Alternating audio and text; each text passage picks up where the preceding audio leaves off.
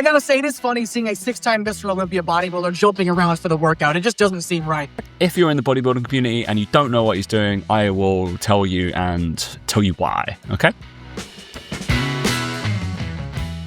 Welcome back to the channel, guys and girls. I am Coach Tom Hall, Master Degree, Sports and Performance and Biomechanics and all those fun stuff.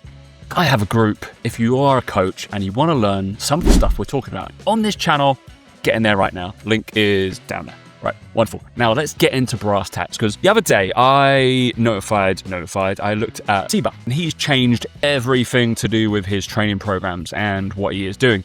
So, but then stumbling across those wonderful things that he is doing currently, I noticed that there was a couple of ex-bodybuilders or people who like following the Olympias and all these kind of big boys, their training and stuff, and I noticed that people were slightly confused about what he was doing. So, which actually this video is not too bad, right? There was a couple that were like, what's he doing? Don't understand. So we're going to get into it. So this guy's called Henry Fit. I believe he just reviews stuff like this, so similar to how I do, I guess, but in the bodybuilding community that I am in, the athletic performance community, right? So let's see what's going on. So I've grabbed a reel off him, and we're going to go into Cbum's new isometric leg day, and let's see what Henry has to say. Workouts get weirder and weirder every time he shows them, bro. Cbum posted his isometric focus leg day, first starting out pretty normal with hip thrust supersetted with heel elevated knee extensions. This is a very short range of motion, just bending at the knee. He's holding the 15-pound dumbbells. This movement is actually really good for overall knee health and targeting that lower part of the quad that shows when you're wearing shorts, which a lot of people don't train directly. Chris then goes into these 3-hold RDLs, where he's holding the weight at 3 different parts of the RDL. Each hold is 5 seconds. He then supersets that with these decline planks. Now, this is where Cbum loses me, okay? This is apparently an isometric hold that targets the hip adductors and hip flexors, and he supersets that with these little hop skips that apparently loosen up the tendons in the feet and ankles. Again, Cbum's goal is not just aesthetics anymore. He's trying to become more of an athlete, so he's trying to work on his footwork. It's honestly how every ex-bodybuilder should be training. I mean, you see people like Ronnie Coleman, who's literally relearning how to walk, which no hate on Ronnie, but it's really tough on your body to load it with that much weight over that many years. So Cbum's trying to keep as much muscle as he can while still making sure his body is healthy while he's retired. I gotta say, it is funny seeing a 6-time Mr. Olympia bodybuilder jumping around for the workout. It just doesn't seem right. I kind of agree, Mr. Henry Fit. It doesn't seem right, but it is. And he's realized he's won 6 times Olympia. He's unbelievable physique, and the lad's got shit tons of muscle. But perhaps the amount of torque that has gone through his tendons, his bones, and everything going forward is just a little bit too much. And we don't want to end up like Ronnie Coleman. So we want to be able to walk, jump, run. Maybe he's got some other stuff in his life, right? Different goals, okay? So we're going to wind this in because no fault of his own. Henry is obviously a fantastic bodybuilder, and I'm going to explain what the hell Cbum is doing, okay? So let's move this up here. Let's get rid of, we'll keep his face there, but we'll mute him for a little bit, shall we? Let's turn him down. All right, so I'm going to be going through what Cbum is doing in each of these exercises and explaining. So if you're in the bodybuilding community and you don't know what he's doing, I will tell you and tell you why, okay? So, right. So we'll go through when he actually starts explaining his kind of this isometric focus leg day. So, okay, so hip thrusts, yes, agree, pretty normal, okay? So when he was going through these, you can see like there's certain cues that we kind of give. He's kind of scooping. We kind of scoop like a cat, like if you're cat 7 sex. That's a horrible sensation. But yeah, scooping, and there's just like thrusting. He's pretty like sound in the middle of there. And nice kind of chin tuck, which is obviously enabling him to get into better extension of his hips, a good amount of extension, and he's creating a small deficit. Probably because most people go off this bench. If you're a little female, right, and you're going off that bench, it's normally far too high for your levers to kind of go on. So yeah, I do a similar thing. I actually did those decline benches and put them down and then make them go off that back end, because it's just, it's a partial range of motion anyway. So it's just like, all right, what's he doing? Cool. So he's really accentuated up there as well, which is really cool. Pretty standard. I think he's on a Smith machine, correct? So the barbell is only going to one plane. It's not really moving around, is it? I think he's on a Smith machine. He definitely is. Cool. So absolutely fine. Smith machine hip thrust, nice pump. Doesn't have to worry about many like compensatory patterns with the Smith machine. So he's not having to adjust what's happening balance wise. It's pretty just hip extension focus. Okay. Don't think, oh, this is glute. Think about the movement we're doing. Okay. So we want hip extension focus. That's what he's trying to achieve, right? Which he is pairing. So that's all hips. Not much else is happening. He's got pumpy quads. And then this one was his heel. So we went a heel elevated kind of knee extensions. These are not called like Poliquin step ups. I can't remember what they're called now. But he's kind of not really do this lab was saying it's kind of like that kind of teardrop musculature of his quad. It's not doing much there, okay? So the idea around these is it's a knee over toe kind of step up, okay? This is more of a step down, okay? Step down effect. So when we go through this, we're trying to this torso to be upright as much as possible. And we're trying to put as much pressure through your patellofemoral tendon as you can. So you're kind of eking it out, eking it out, eking it out. So it can take more tension, so it can perhaps go into more elastic-based movements coming on, and almost like you've got some like reverse into extension patterns that you can do with like sled drags, which I think we've seen him do, I believe. So he's obviously very wary of his knee joint, perhaps not being so wonderful, okay? I think there might be some Poliquin step-ups.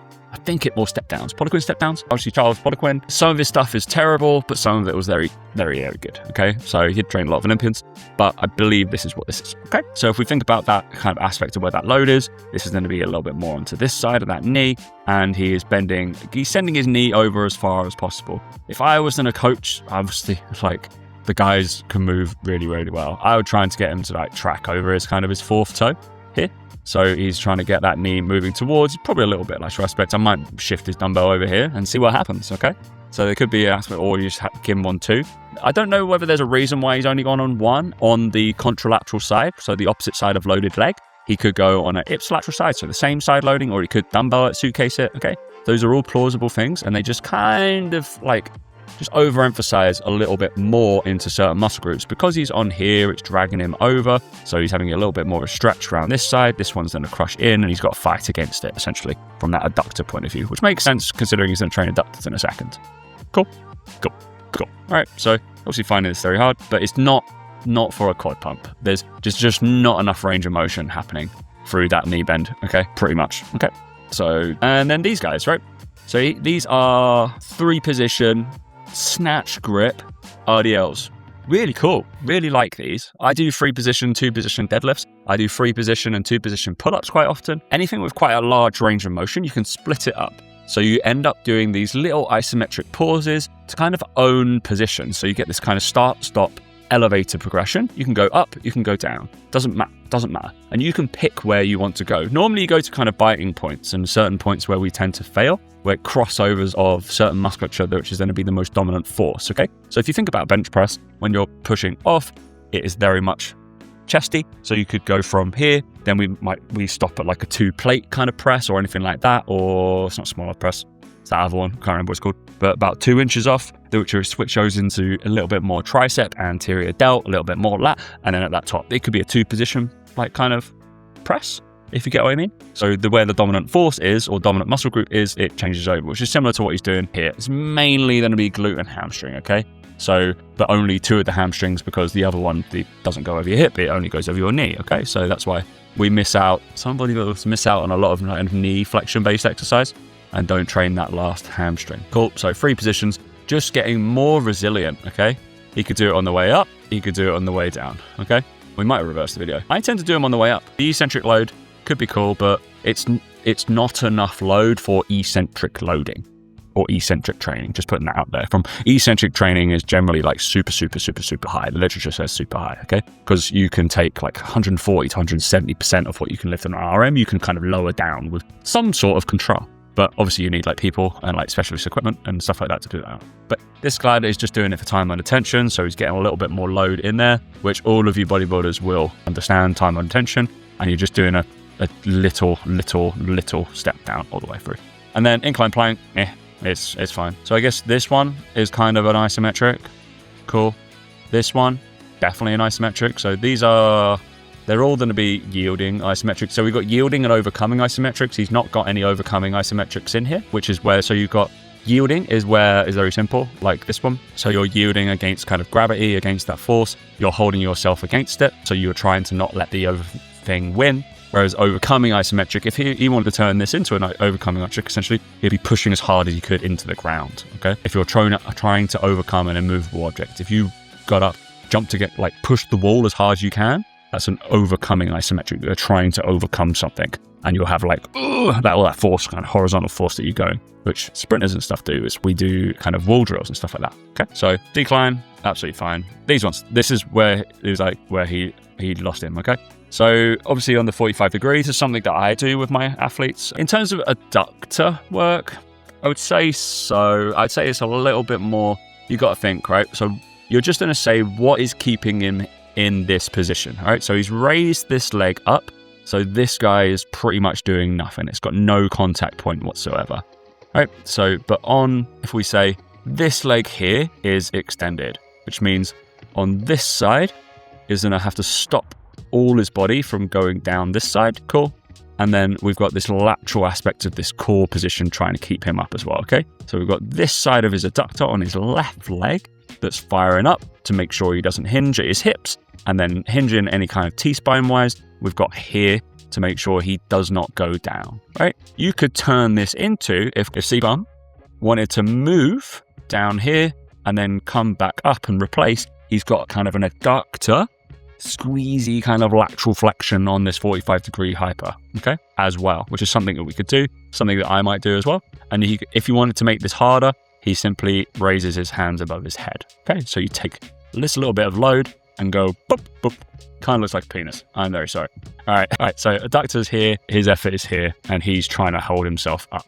Cool, I hope that explains it, Henry. And it's a nice isometric hold, and he explains his hip, and he's trying to keep that nice and strong and resilient, all right? And then these are Pogos. Cool. All right, so these are just building elastic. These are called low amplitude plyometrics, right? So at entry level plyos, we start thinking about landing, and we start thinking about very small pogo jumps, okay? So landings would be like absorbing impact, essentially, how your body positions to land, you stick it, you try and take as much ground reaction force. And this one is the introduction of, so you've got some force that you're trying to replicate, okay? So you're trying to get the force coming in and out of the ground, and you're using it in your tendon, okay? So when you run, you've got a bunch of kinetic force, and then you've got some replicable force that you're trying to ding, ding, ding. Because your tendon's got a lot of elastin in it, or you're trying to create elastin, it is going to put it down into the ground, and then it's going to bounce up, and we're going to try and absorb it and try to use it again and again and again and again. And because of all the other loading that Cbum's done in his life, would have only been muscular force, okay? There's no kind of replicable elastic force, apart from maybe like an in and out the bottom of a squat. But I'm thinking he's done everything with purposeful tension, and he's trying to overload like mechanical load, right? With this, he's trying to get elastic capabilities in his calves, not a little bit in his knees, but it's mainly calves and ankles. If you're thinking Achilles tendon for most of these, okay, you'd have probably soft knees. So he can catch himself when he falls down or has to accidentally run for something, okay? So this is what this is building up, that resilience to that kind of everyday athlete, kind of normal based stuff, right? So we see this is a pogo jump, okay? So he's being dush, dush, dush into the ground, just like you're on a pogo stick. And then he's doing some crisscross ones, okay? Just to do with a little bit of coordination and a little bit of different lateral aspects, working different parts of his foot, have to grip the ground to change direction, okay? Which is something in bodybuilding we never do, okay? Right, we do not change direction, so lateral movement is almost unapplicable, right? So there's no reacting to external forces like that, right? I don't particularly care for the inversion that he's trying to create, but I think he probably feels it more in his soleus more than anything else, okay? So, which is fun. Nice. And then we're not saying that this is going to stop you from being able to be Ronnie Coleman, but it's certainly a long way towards it, okay? There goes his eccentric stuff. So if you have any questions about any of that stuff that Cbum is doing, and we'll go through one of his or two of his sessions and probably pick it apart, right? And explain it a little bit more, because I'm assuming if you've made your way over here from a bodybuilding background, we don't know what you're doing. So it would be lovely to explain and have open your eyes or open arms, because nothing is like, oh, gatekeep it, oh, you shouldn't be doing this, oh, it's awful. It's just a different way of training. And he's got different qualities that he wants to make better now, because his physique is phenomenal, and that's how he's trained like you guys previously, okay? And he wants to come and train a little bit differently, which is absolutely valid, and people can switch between the two. It's all one happy family. As long as you're doing the right stuff, getting the right advice, and it all looks pretty good to me, because the lad can move and he's got an immense amount of muscle, all right? All right, so if you enjoyed this video, obviously go watch any of my other Sona stuff. I'll be explaining a little bit of this reel, just in case you want to steal one of my workouts, and you can introduce kind of power-based things and how to train more athletically in the gym without going a bit too crazy, okay? So it's just a sessional structure. If you're completely lost and you want to train a little bit like Cbum now, this is something that you can do, and I will explain that in the next video.